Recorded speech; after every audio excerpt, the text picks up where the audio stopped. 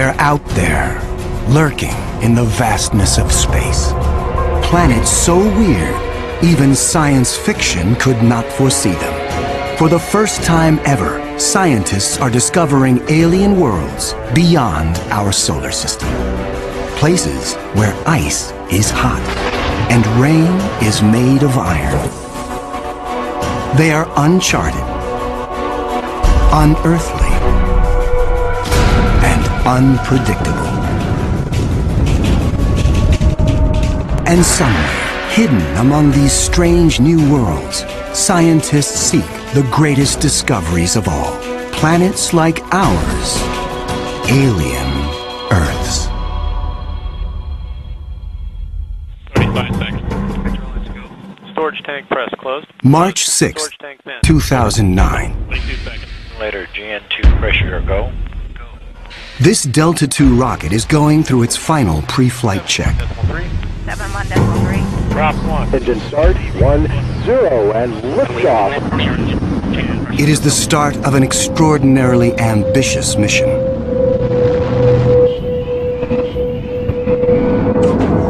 The Kepler Space Observatory is hunting for planets like Earth within a region of 100,000 stars.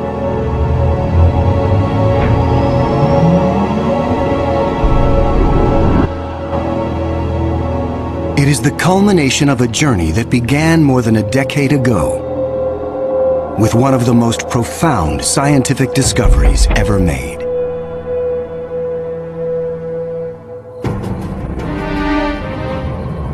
In 1995. Swiss astronomer Michel Mayor and his team make a routine observation of stars in the constellation Pegasus, located 50 light-years away. But the instruments show something strange. One star is violently lurching and wobbling. What we discovered, it's one of these stars have a velocity changing with time. What is powerful enough to disturb a star the size of our sun? Mayor offers a radical answer: a planet. But no one has ever seen a planet around another sun-like star. Problem in detecting planets around other stars is that as a planet orbits a nearby star, that planet gets lost because of its feeble light in the glare of the very bright star. In spite of the odds, Mayor relies on his data and is convinced the wobbles are caused by the gravitational pull of an orbiting planet. When I read this claim from Michel Mayor, I was very skeptical. There had been many false claims of the first planet ever discovered around another star, and I thought to myself, oh boy, here we go again.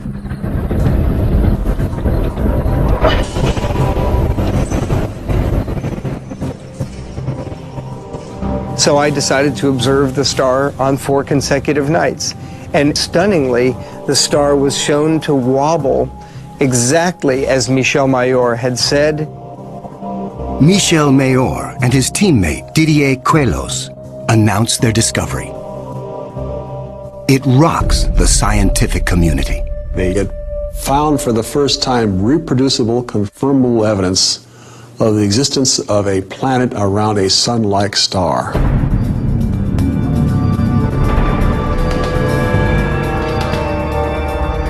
Officially called 51 Pegasi b, the planet is nicknamed Bellerophon in honor of the Greek hero who tamed the winged horse Pegasus. It is a planet that breaks all the rules.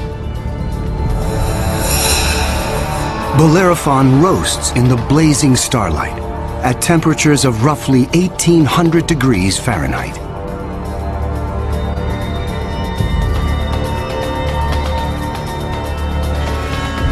It is nearly 150 times more massive than Earth and is a gas giant like Jupiter. A gas giant is a planet made mostly of hydrogen and helium. Only the outer layers are gas, But inside, hydrogen and helium is compressed to huge, huge, huge pressures. It doesn't resemble a gas at all. Unlike anything found in our solar system, this is an entirely new class of planet, what scientists call a hot Jupiter. If you go to Hawaii and see the lava flow there, that's how hot a hot Jupiter is. It's very, very hot. The Earth is a comfortable 93 million miles away from the Sun. These hot Jupiters are roughly 100 times closer, and so the amount of sunlight that they get is 10,000 times larger.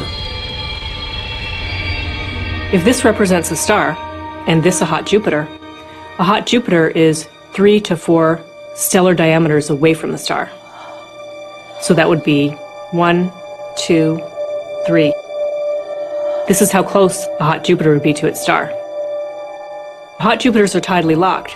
They present the same face to the star at all times, just like the moon does to Earth.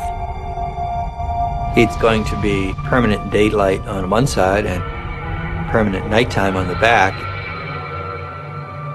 If I were stuck on a hot Jupiter, I'd want to be on the back side and hope that some of the heat from the front side facing the star would make its way around the back.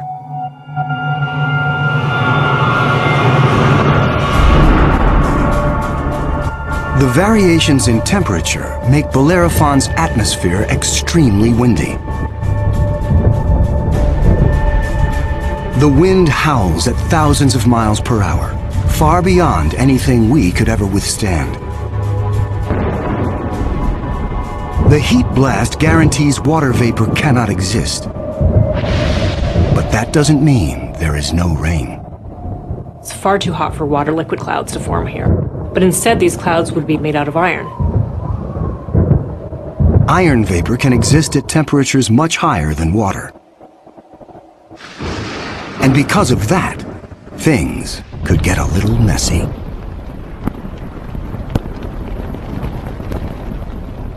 You better have an umbrella that's pretty sturdy, because the iron is going to start coating your umbrella very rapidly and making it extremely heavy and just crush that umbrella.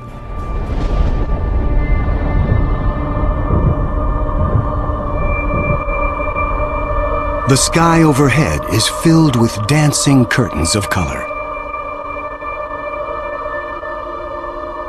Charged particles from the nearby star make auroras far more extreme than the northern lights on Earth.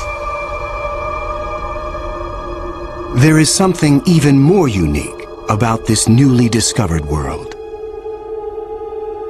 Bellerophon orbits its sun in a blistering 4.2 days.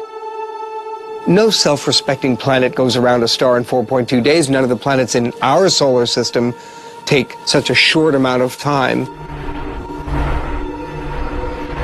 For scientists, the tiny orbit challenges long-held notions of how planets form. The fact that the planet was orbiting every 4 days was a total puzzle until one night in the middle of the night I woke up and said, well, this must be proof that planets migrate inwards. They don't stay put where they are. The key to the puzzle is found in how planets are made. Planets are a byproduct of star formation. When stars form, they have a disk of dust and debris around them, and out of that debris, planets form. Much of what we know comes from Hubble's Space Telescope, as it aims at regions like the Eagle Nebula. This interstellar cloud is studded with collapsing disks of dust and gas. A giant clump grows in the center of each disk. Temperatures reach a searing 18 million degrees. The same nuclear fusion that powers our sun is unleashed.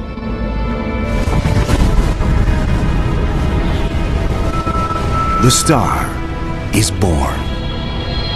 Radiation from the star generates a stellar wind that sweeps away leftover dust and debris. Some of the dust survives and remains in orbit around the newborn star. Over millions of years, the dust sticks together, forming knots that grow into asteroids, and the asteroids grow into planets.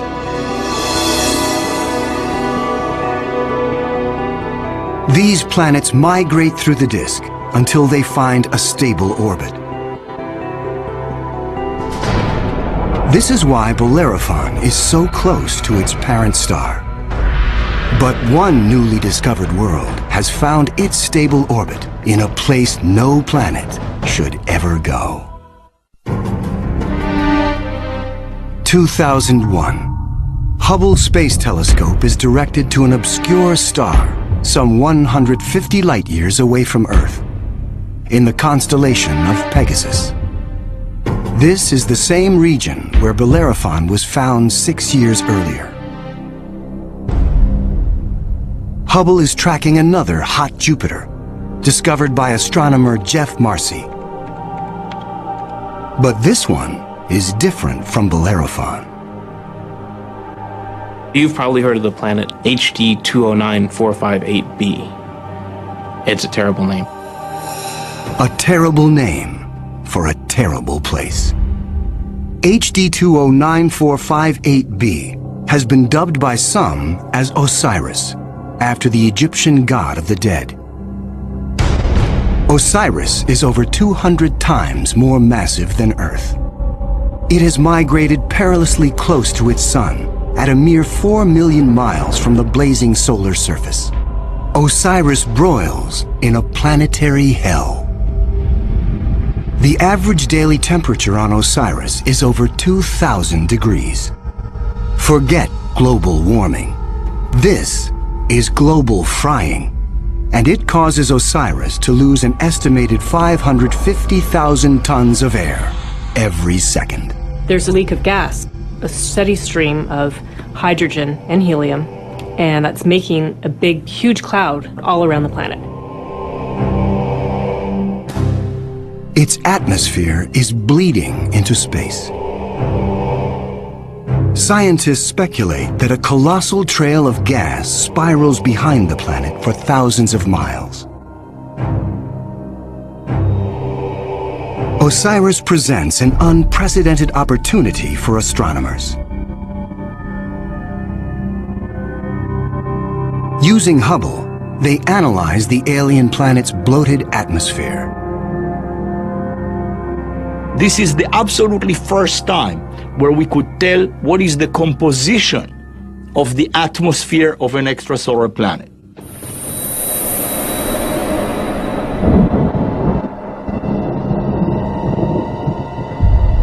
Surprisingly, Hubble detects many of the basic chemicals needed for life.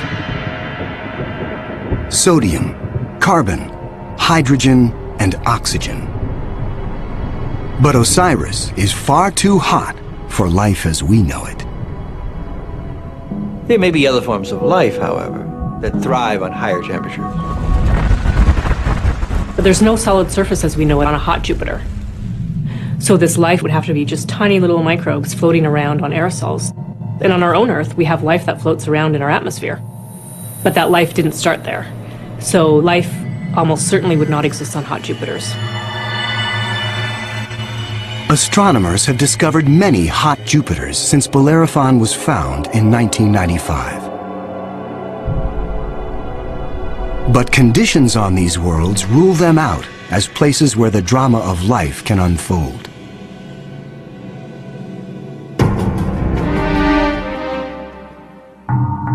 One of these gas giants is a planet that teases the rules of evolution.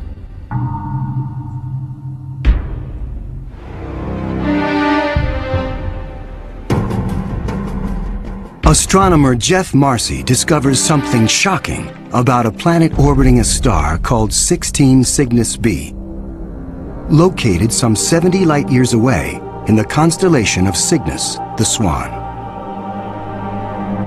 The planet was clearly in an elongated orbit, bringing the planet close to and then far from the host star. And this, of course, defied our expectations based on our own solar system, where all of the planets go around our sun in nearly circular orbits like phonograph grooves in a record.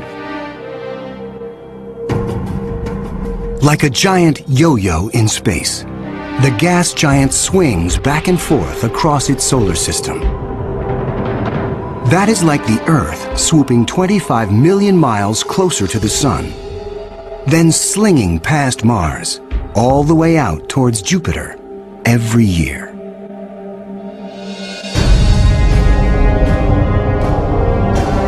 And like all of the gas giants in our solar system, this yo-yo planet might have an entourage of moons.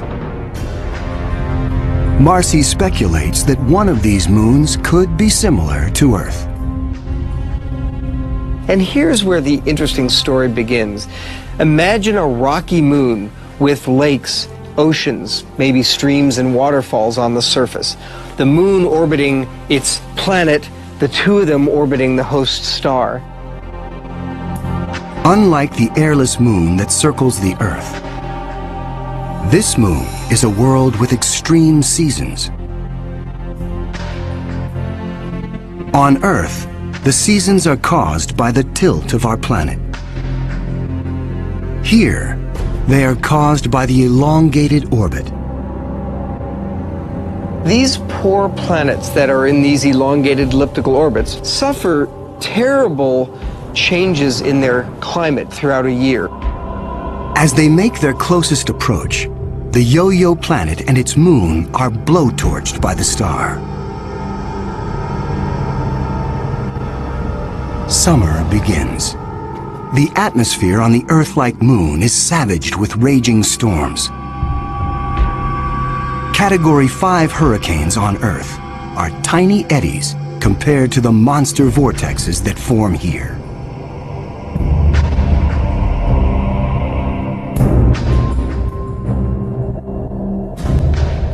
The clouds thicken as the water evaporates.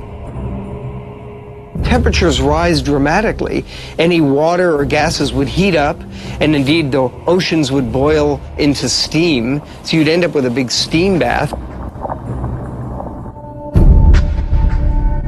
During the peak of the summer, the entire moon is smothered in 800-degree temperatures.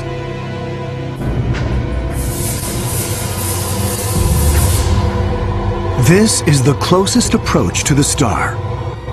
During its 26-month orbit, the summer season is barely 2 months long. But what a season! The planet and its moon swing away from the furnace of the star. Temperatures fall to ranges we would find temperate and comfortable.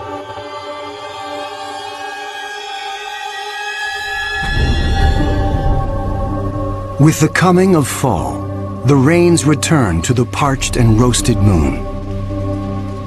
Dry ocean basins are replenished, and the seas rise to form new shorelines. Tranquility prevails as the yo-yo planet and its moon slip into the deep freeze of winter.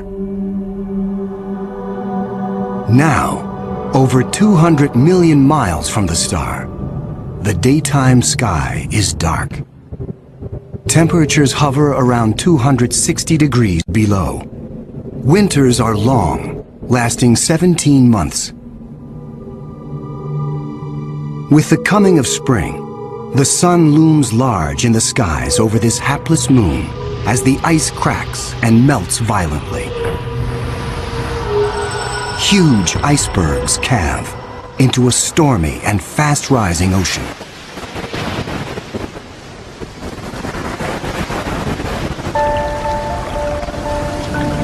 For 2 preciously short periods, during the spring thaw and the autumn rains, the climate on this Earth-like moon is balmy and comfortable. At a distance of 93 million miles from the star, roughly the same distance as Earth from the Sun, the elliptical orbit of this planet and its moon crosses an area around the star some scientists call the Goldilocks zone. The conditions here are just right for life. If you're too close to the star, then it's too hot. If you're too far away, then it's going to be too cold and everything's going to be icy. But then if you're right in the middle, it's just right. Every star has a Goldilocks zone. Where that zone is depends on the size and temperature of the star. In our solar system, Venus marks the inner boundary and Mars the outer boundary. Earth and its abundance of life is right in the middle. The Yo-Yo planet passes through the Goldilocks zone twice a year. For 3.5 months during the spring as it races inbound, and again in the fall for 3.5 months as it hurtles back into the colder reaches of space. Could life survive the conditions outside the Goldilocks zone? There could be life forms that are smart enough to hibernate, as do animals on the Earth during the winter season. If this sounds fantastic, I offer you the tidal zones on the Earth. On the tidal zones, life proliferates, of course, near the seashore, and they do so despite tides. The water coming in, covering many of the life forms, the water going out at low tide, and yet those species survive perfectly well. The strange cycle of the Yo-Yo planet's orbit creates fleeting conditions suitable for life, but also for death. Some alien planets are even more bizarre. Imagine a world that has no star to orbit. Scientists speculate that our galaxy is teeming with rogue planets, adrift in the murky lanes of interstellar space. These are orphaned worlds, planets that are booted from their solar systems by the chaos of planetary migration. Astronomers call such worlds planemos. Planemos are planets without a star. They're just drifting through the galaxy indefinitely. What massive force would it take to kick a planet out of the solar system? When a young star forms with a contingent of planets around it, many of those planets gravitationally interact with each other. They yank on each other, slingshot each other, so that one of them is ejected from the planetary system, voted off the island, if you will. If you were, unfortunately, a resident on a planet that was kicked out by a collision or a near collision with another large object, you'd probably rapidly move out of the habitable zone. There are hundreds of billions of these lost, wayward, poor, wandering planets out in our Milky Way galaxy with no parent star to warm them up. Cold, dark, quiet. Because planemos have no sun, they are worlds without days or years. They keep vigil through an eternal night. Planemos are solitary wanderers, sentinels of the galaxy. Just because it's out there drifting in space doesn't mean a planemo is dead. If the planemo is a rocky world, it could well have life on it.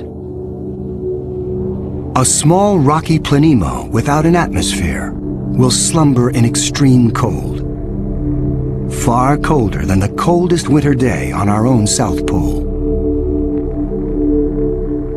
But a planemo large enough to retain an atmosphere traps the heat generated when the planet was first formed. It is the ultimate greenhouse effect. The heat and energy comes from the molten core deep inside the lonely planet. If the planemo is a gas giant like Jupiter, it may have a system of moons. The gravitational pull between the planemo and its moons creates friction. causing the interior of the moons to stay warm. These moons could also have life on them, in the same way that Jupiter's moon Io has volcanoes and has a lot of heat energy being generated by interactions with Jupiter and the other moons. If anything lives here, it will be single cells, like common bacteria found on Earth. Not complex life forms.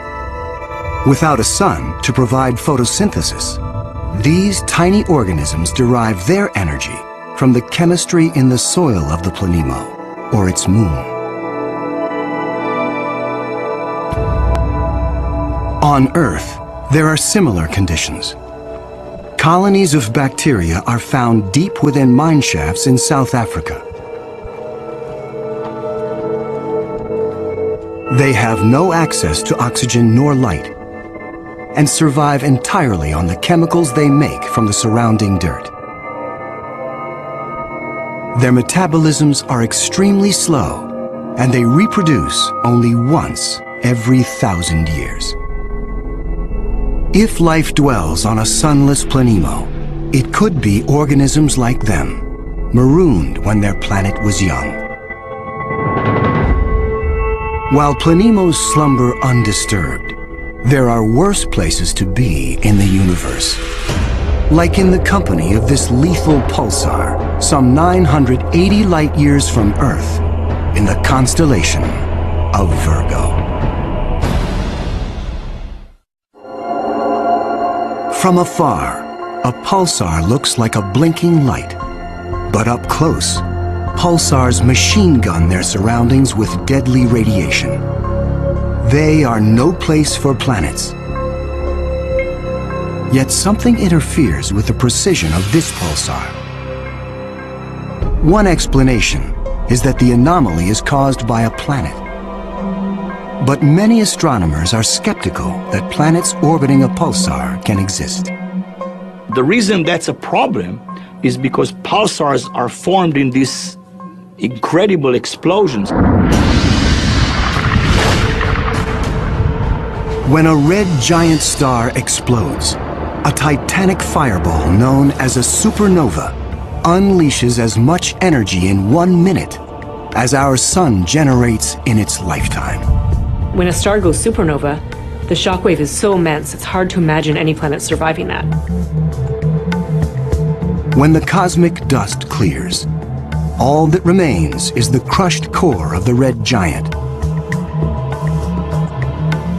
pulsing in the heart of an expanding debris field.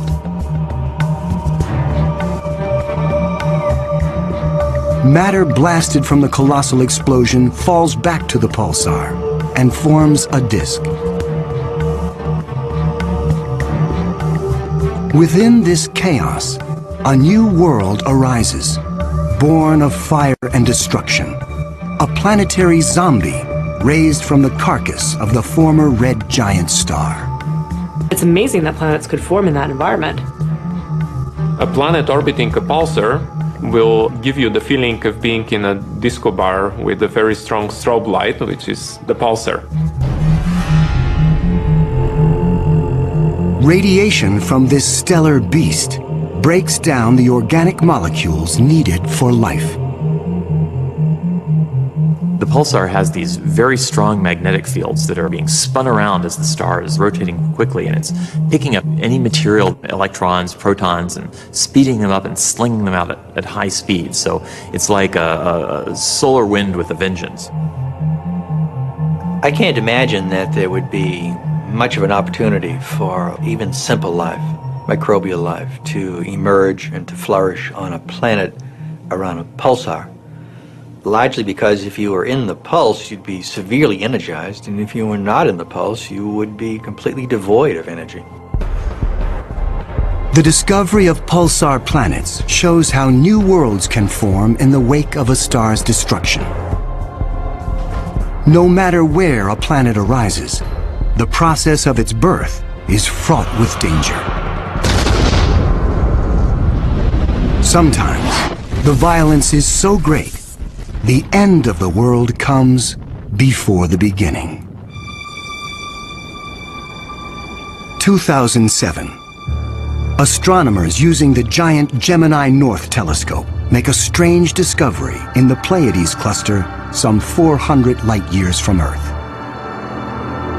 A star known only by its catalog number, HD 23514, is surrounded by a giant donut-shaped cloud of dust and gas.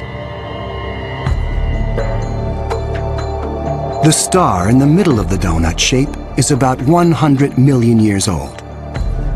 A cosmic toddler in astronomical terms. Our Sun is 45 times older. The conditions are perfect for planets to form. But spectral analysis finds something strange. The dust is utterly pulverized. Typically, a newborn star is surrounded by fledgling planets. Planets form around the young star in a protoplanetary disk of gas and dust. And then these planets go on their merry way orbiting the star, not realizing that they're in an orbit that's too close to another planet. Millions of years ago, two primordial planets orbiting HD 23514 are spinning toward doom. As the two worlds close in, tidal forces torque each planet from spheres to egg shapes.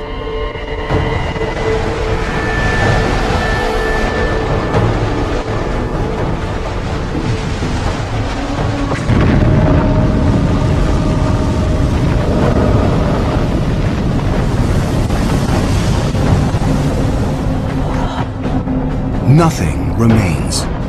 The two worlds are annihilated, creating the dust and debris seen around star HD 23514. 4 billion years ago, a similar apocalypse came to Earth. A Mars-sized planet forms in roughly the same orbit as the newborn Earth. Like the planets at HD 23514, Earth and this Mars-sized body are barreling toward each other. If you happen to be unlucky enough to be standing on a growing planet when it was in the process of still becoming the Earth, you might wake up one morning and notice that the sky was getting darker and darker as a Mars-sized body was coming at you within a period of less than an hour.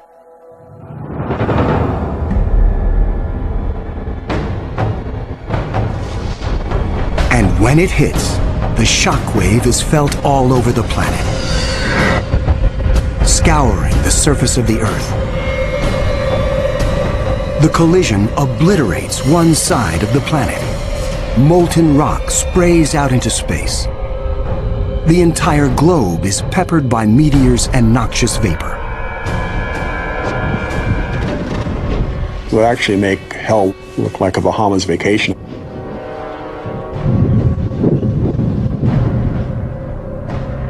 The debris field from the collision coalesces and forms our moon. It is a new beginning for our planet. Collisions are part of the birth process for planetary systems. Building up a terrestrial planet is probably all about colliding pieces of rock together. And all across the galaxy, colliding pieces of rock are forming terrestrial worlds that defy the imagination.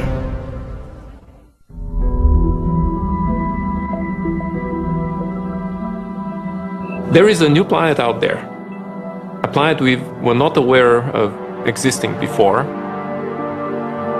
It is not just one planet. It is a new type of planet. Earth on steroids. I like to call them super Earths. They're just like the Earth, except bigger, up to about 10 times the mass of the Earth. One family that the super Earths resemble just like our own Earth. Continents, oceans. Some of them may be very dry, like Mars. And then another family that we call water worlds or ocean planets that are completely covered with water. Welcome to Gliese 581c.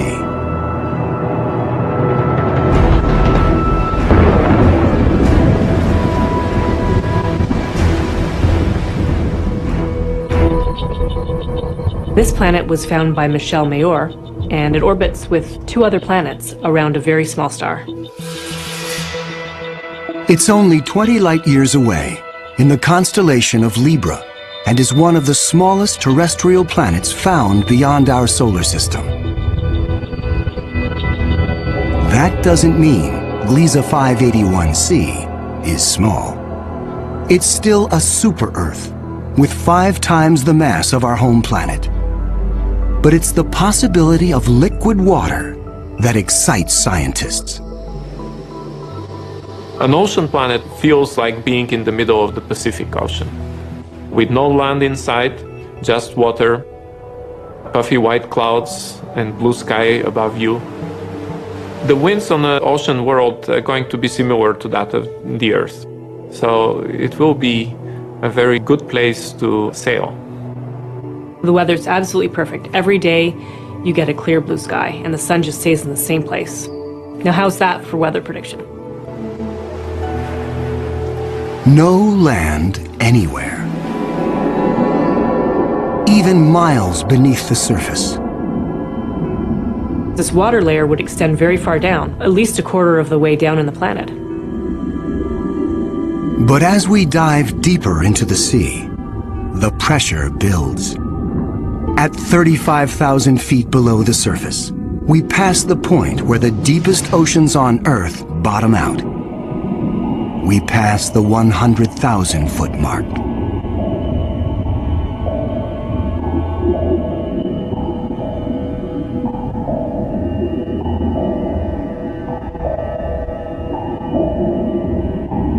The pressure is so great, water itself begins to take on surprising new forms.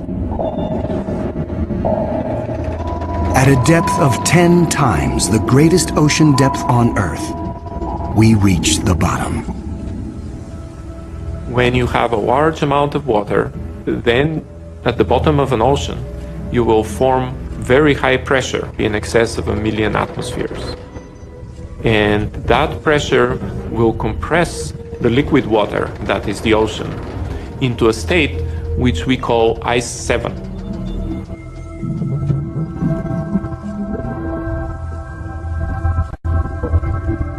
No, it's not like ice in your refrigerator. The molecules of water that are in the ice in your refrigerator are kind of all jumbled up.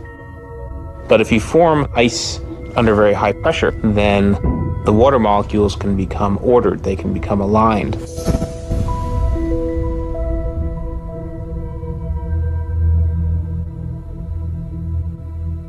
I can show you a crystal that is a very good analog to ice 7.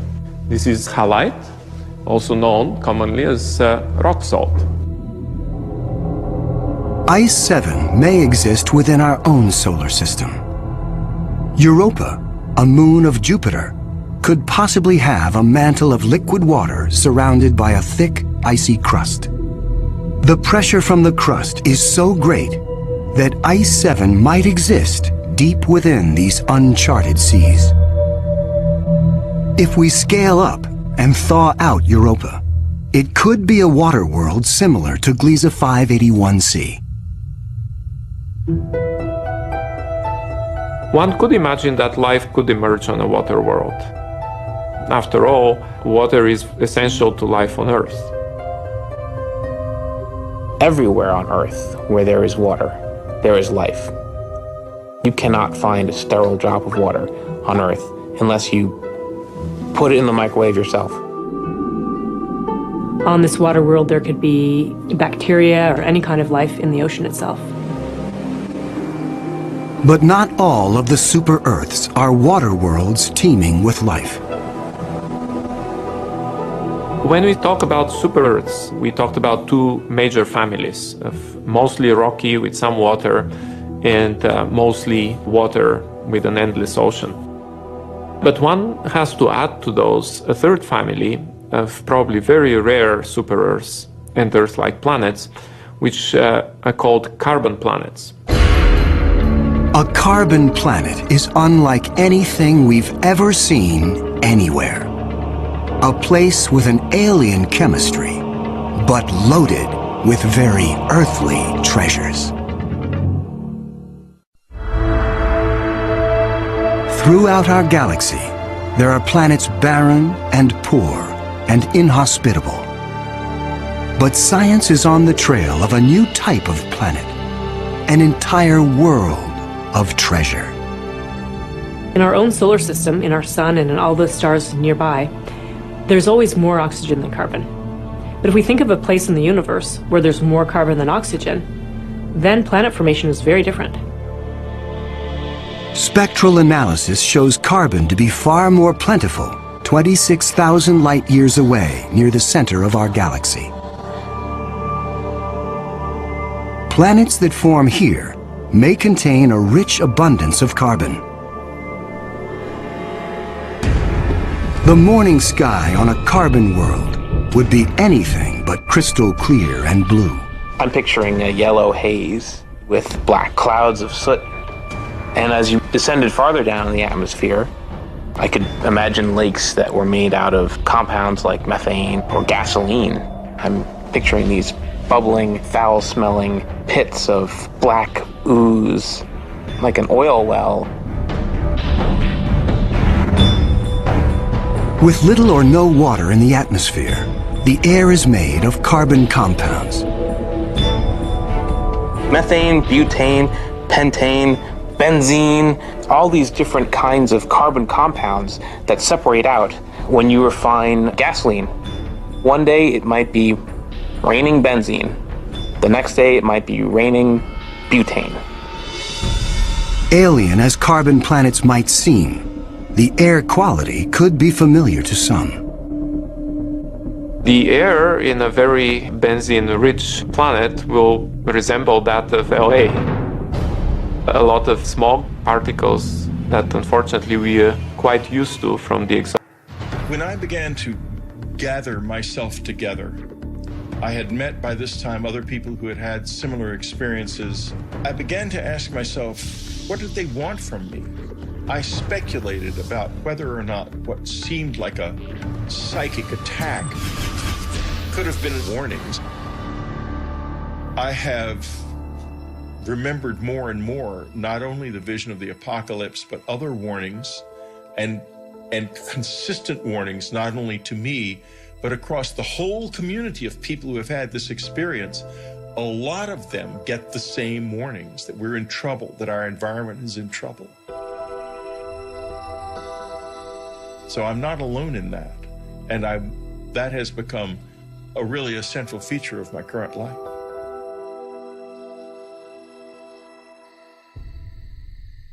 In March of 1986, I had what was a seminal moment of change for me in this experience.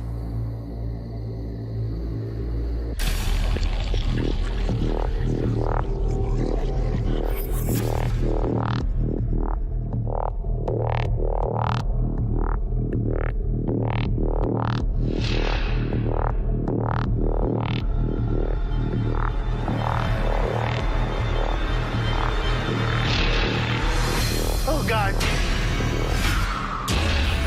After it became clear to them that I was trying to engage with them, they began to respond in various ways. It was the most extraordinary experience I've ever had. I remember seeing a bright blue light come under the door. I said, okay, let's do it. I just want to get to the bottom of this. I had no idea what I was in for.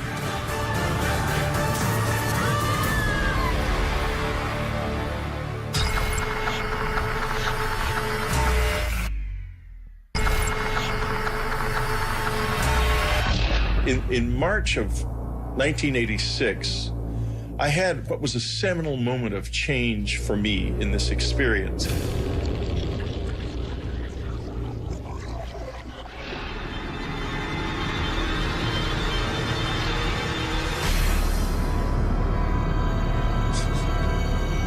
The sensation I felt when I tried to move on that night was like I was being impeded by something that really slowed you down, like a thick tar or something. When they are there, you have a feeling that is almost impossible to describe. I was terrified, but I sort of forced a grin onto my face and tried to smile. I couldn't smile very well. I wanted to try to show them that I was not dangerous, that I was something that I wanted to know more. And there was a change then. After it became clear to them that I was trying to engage with them, they began to respond in various ways. They were trying to build a bridge, I think. I think that was the first moment when there was any kind of real exchange. I wouldn't say that, oh, this is definitely aliens. I would say that it was real and that we don't know what it was. That I am quite certain of.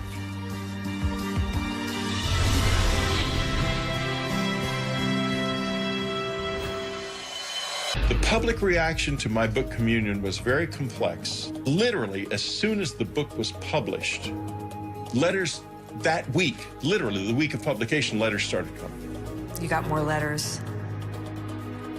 We had well over 200,000 letters over the years. We probably had closer to 500,000 over the years. I don't know what to say to them anymore.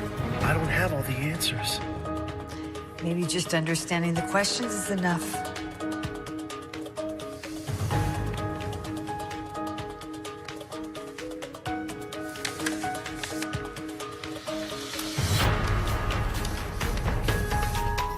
After I began to read them, I realized there's something happening on planet Earth that we do not acknowledge. We don't know what it is. Is it aliens?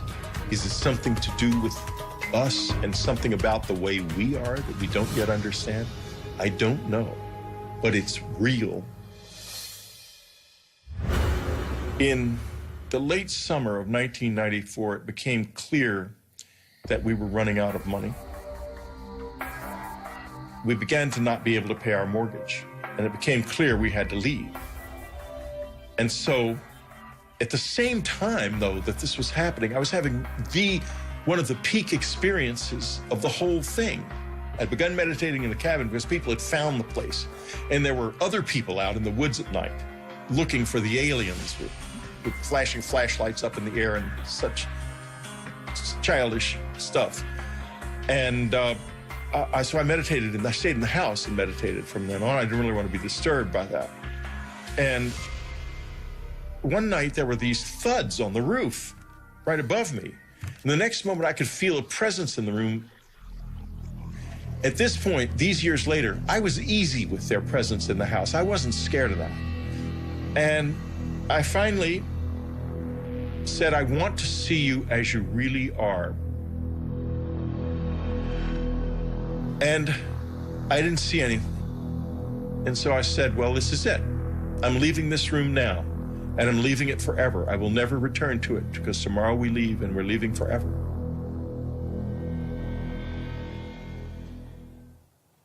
And I left the room. I went to bed. I lay in the bed, still hoping something would happen. Suddenly I saw a light up in the front yard. It was a bright, beautiful white light shining on the grass like moonlight, but 10 times brighter. I got up and looked out the window, and this light with rays coming out of it, and the rays penetrated my body, some of them, and I could taste his presence in the rays. It was the most extraordinarily beautiful experience I've ever had.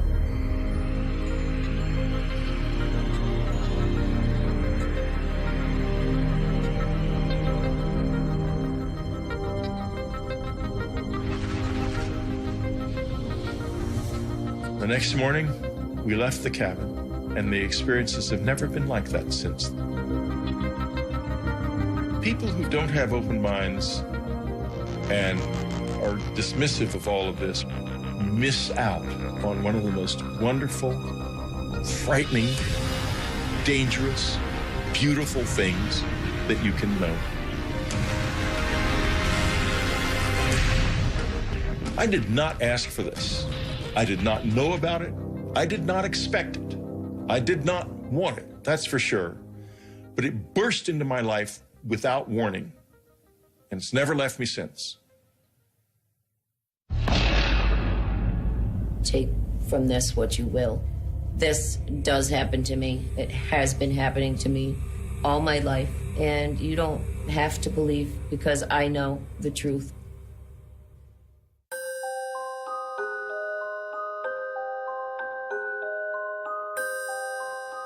My earliest memories of being abducted by aliens were when I was very young, 5, 6 years old. I was living in Ohio, and it was kind of in the middle of nowhere. Our nearest neighbor was a mile or two away. There was, nothing for miles. I would be in my bed, usually. I would hear voices coming down the hallway. The voices were of my parents, so I got comfortable thinking it was my parents. I remember seeing a bright blue light come under the door, and shadows, actually, of something standing outside the door. And I realized that it was not my parents coming in.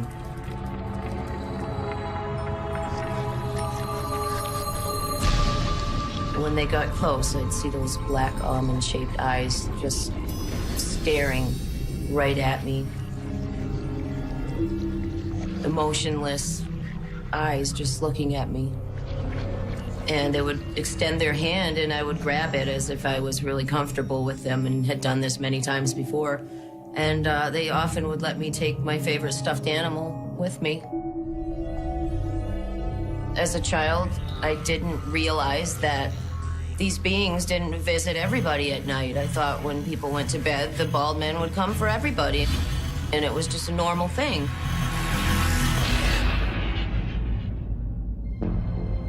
I decided I would, draw them and write down things that I could remember. I was always into art, so I really started to try to draw them as best as I could. Hey, sweetie. Hi, Mom. What are you drawing? The bald men. What bald men? They're my friends. They come visit me at night. It didn't start to get uncomfortable until I started talking about the bald men to other people, whether it be classmates or family members, and they just said that it's not real, there's no such thing, you're just dreaming. It was very frustrating being told that this wasn't happening when I knew it was. Okay, Audrey, I need you to relax. As an adult, I would remember bits and pieces. I remember them coming in. I remember them doing something to me so I couldn't move. I remember them bringing me somewhere else and being other places. But the things I didn't remember were, what were they doing to me when they took me? And I said, okay, I need to find people that could maybe help me. Close your eyes. Take a deep breath.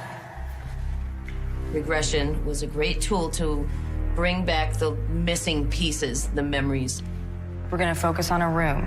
Didn't even think about it, didn't get educated on it, said, okay, I'm gonna get hypnotized, let's do it. I just wanna get to the bottom of this. It's a basement. You're gonna walk down the stairs.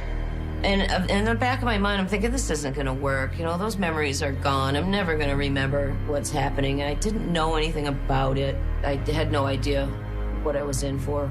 3, 2, 1. Audrey, tell me what you see. Tell me what you see. What you see. My first hypnosis session was the most traumatic experience that I think I've ever had in my life. And I wasn't ready, I think, to see what they were doing. I wasn't ready to accept it.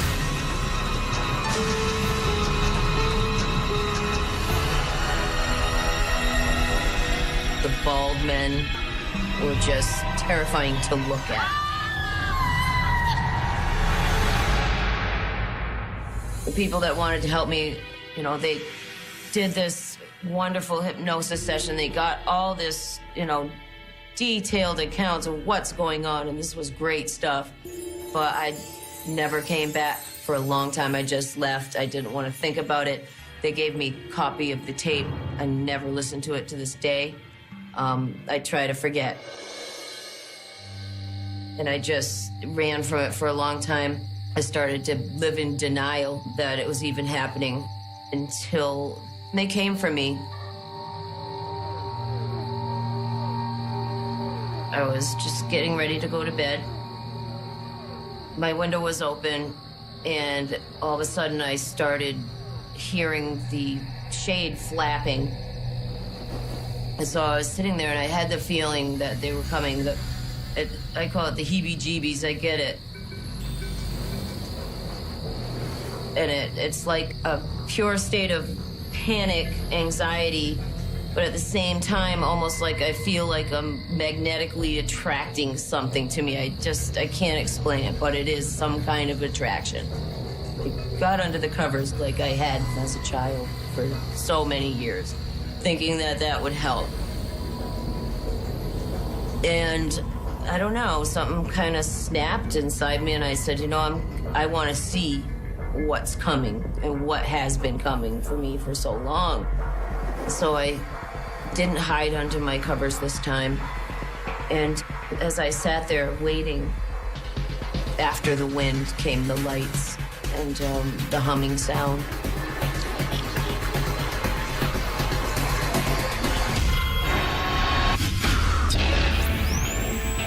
I woke up at a time I wasn't supposed to wake up. As I grabbed him, I heard, "Watch out for the mother."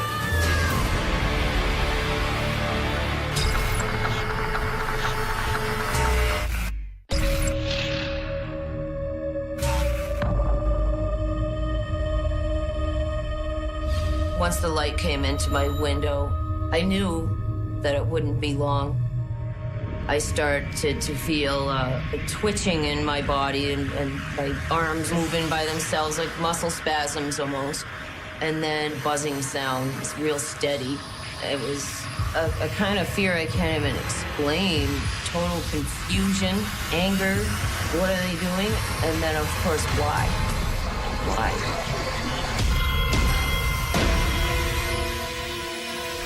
I tried to scream so somebody could hear me and maybe help me, and I couldn't. There was no sound that would come out.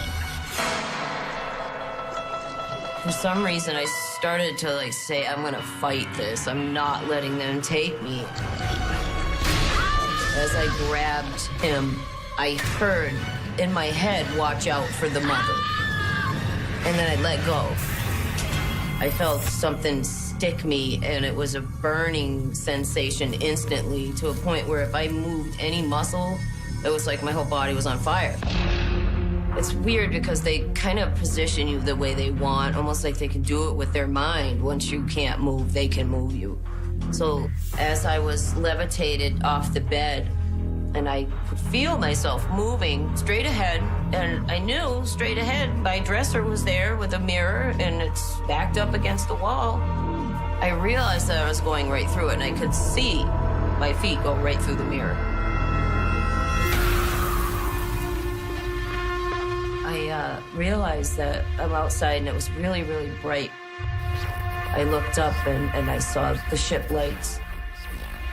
And they started to lift me towards this just enormous craft above my house. It was terrifying, confusing, surreal. Like, this can't be happening to me. And I went close to the ship.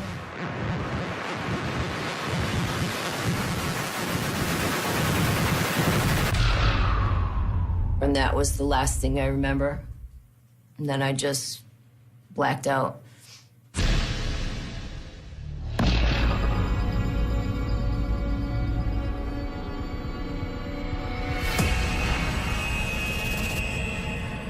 All of a sudden, I was awake and aware.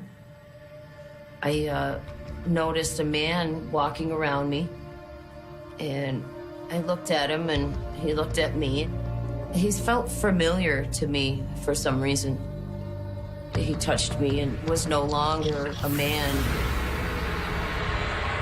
At this point, I asked it, and when I say asked, it's completely telepathic. And you somehow know who it's coming from, and even if there's a group of them. Finally, I asked, after all these years, why are you doing this to me? And he said that they were working on altering my DNA. When he was talking to me, he actually cared.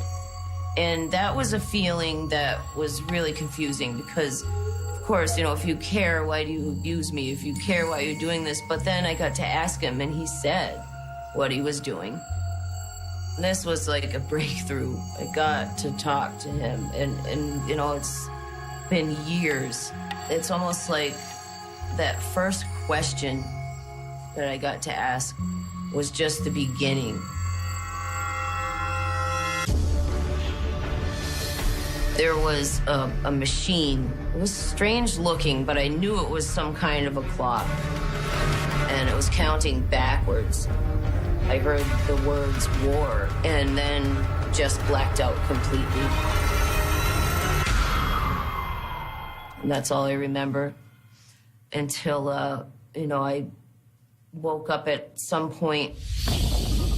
I don't know how long it was, but I regained consciousness. I'm still on the table. And they're doing something to me.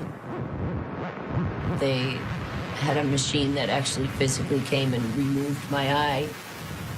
And when they pulled the eye out, I noticed that there was something coming to where my eye had been into the socket. This big, long needle, they put it into the eye socket, did something.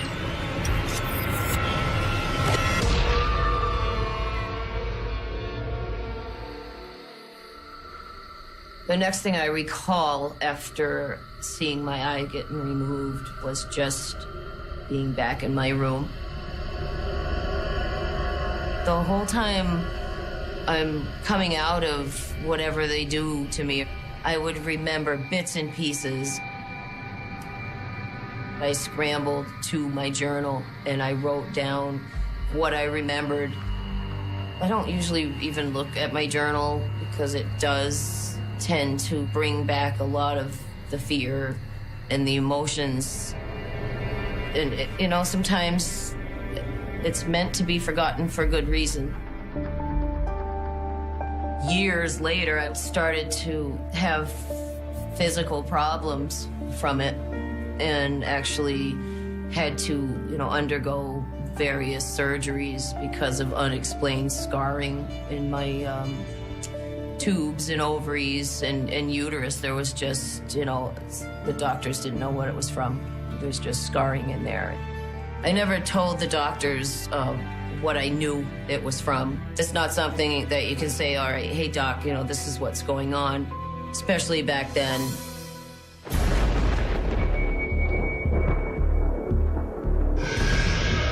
I had this time in my life where it just kept happening and happening and happening, and it really picked up for a couple years.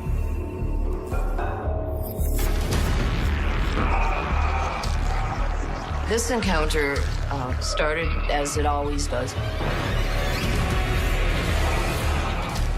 When I woke up, there was one of the Greys standing at the foot of my bed, and I saw him there, and then just blacked out completely.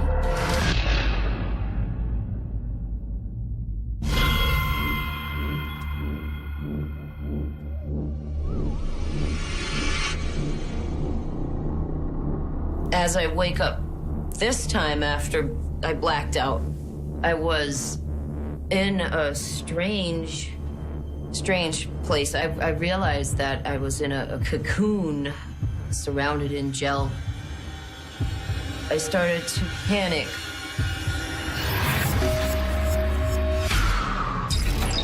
One of the Greys realized I was awake, hurried over to me, and I remember seeing a needle coming at me, and it was a fear I can't even explain.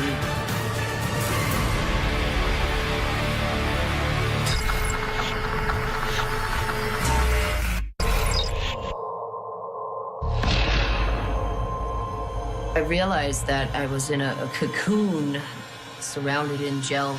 I looked through the gel and the cocoon. I'm looking out into the room, and I noticed that there's some grays in there, and I couldn't tell exactly what they were doing, but I was distracted by a small girl.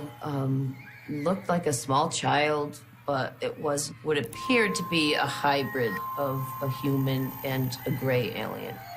She was really strange. She wasn't dressed in the same clothes that grays wear. She was dressed like it was old-fashioned clothes, maybe 1800s. It was confusing.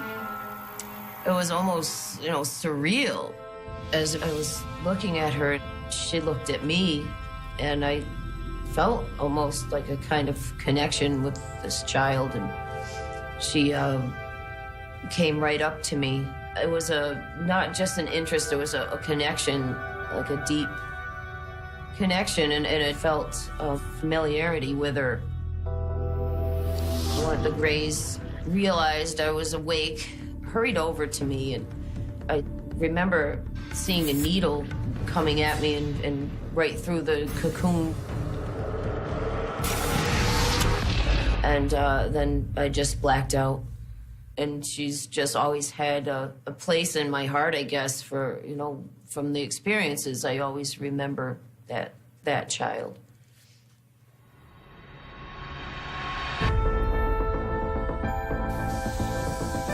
It's like they're preparing us for something that's going to happen in the future to mankind. It's a preparation of sort. There's areas of the brain that we all know we don't use.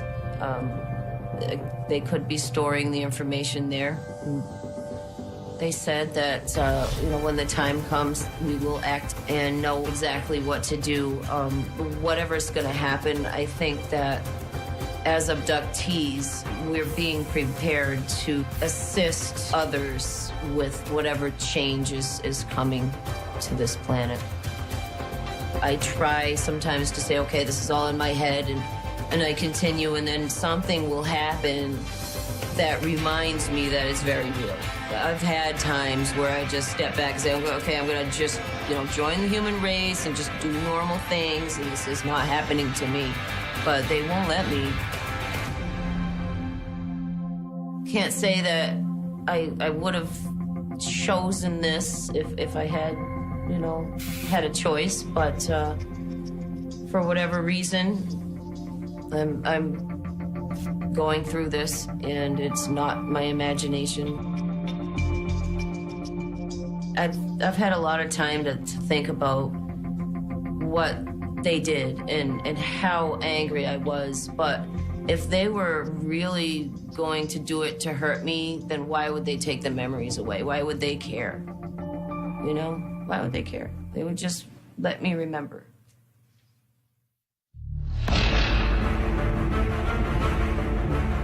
I think that literally everybody is afraid of this.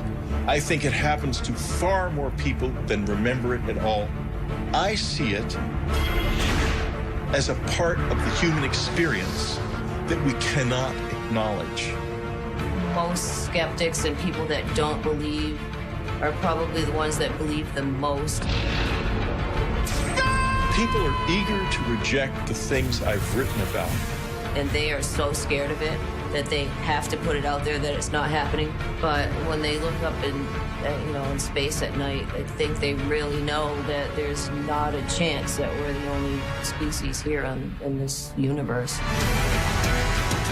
And it's an unknown that every single one of us senses is there. And I know that the population of people are being able to start talking about it. It's like there's a worldwide awakening happening right now. That there is something happening on this earth to human beings that is powerful and real, and that we either don't or can't acknowledge, even to this day. If you don't believe now, then just wait a little while, because the proof is coming.